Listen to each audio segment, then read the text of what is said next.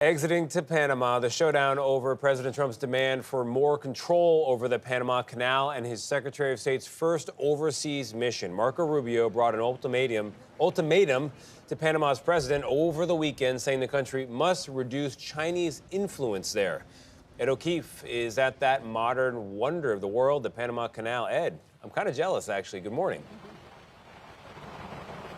Tony, good to see you. You know, about 36 ships pass through this canal every day. In the morning, they head north, as this one's going right now, towards the Atlantic. In the afternoon, they come at us towards the Pacific side here in the south. And it's become a major focus of the early days of the Trump administration, as the president has raised national security concerns and suggested the U.S. might need to retake control. Secretary of State Marco Rubio came to Panama with a warning. The increased presence of Chinese companies and interests along the Panama Canal is a threat, and the U.S. could take measures necessary to protect its rights unless changes are made. But after meeting with Rubio, Panama's president insisted his country's sovereignty is not in question. Completed by the U.S. in 1913, President Jimmy Carter signed a treaty that gave Panama control of the canal in 1999.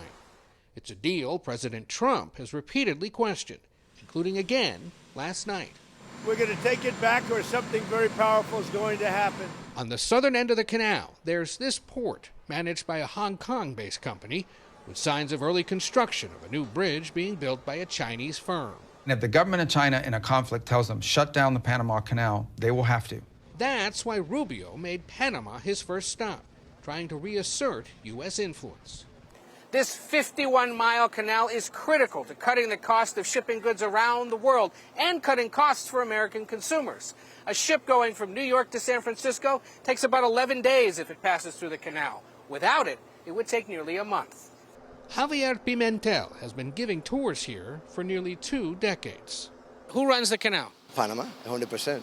Does China run it at all? No, never. And everyday Panamanians, like at the capital's famous fish market, say control of the canal isn't up for debate. This fish vendor says the canal is 100% Panamanian. One encouraging sign for Rubio, Panama's president announced after his meeting with the secretary yesterday that it would be cutting off its agreements with China's Belt and Road Infrastructure Initiative. The secretary heads from Panama today on to Costa Rica, El Salvador, Guatemala, and the Dominican Republic in the coming days. Much of the rest of the trip is focused on controlling immigration across the Western Hemisphere.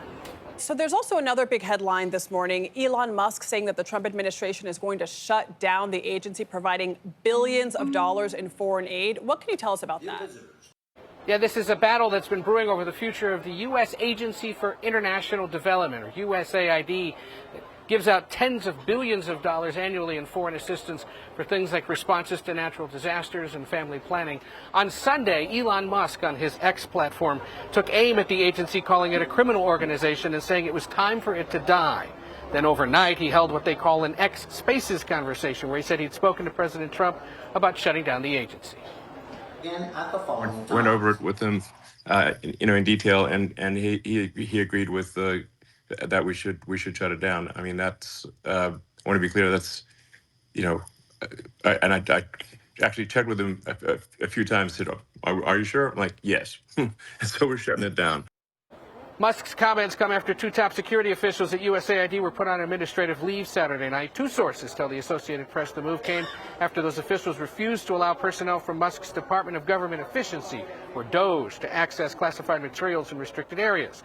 The spokeswoman for what they call DOGE responded that no classified material was accessed without proper security clearances. Democrats have been arguing that what Trump and Musk are doing is illegal.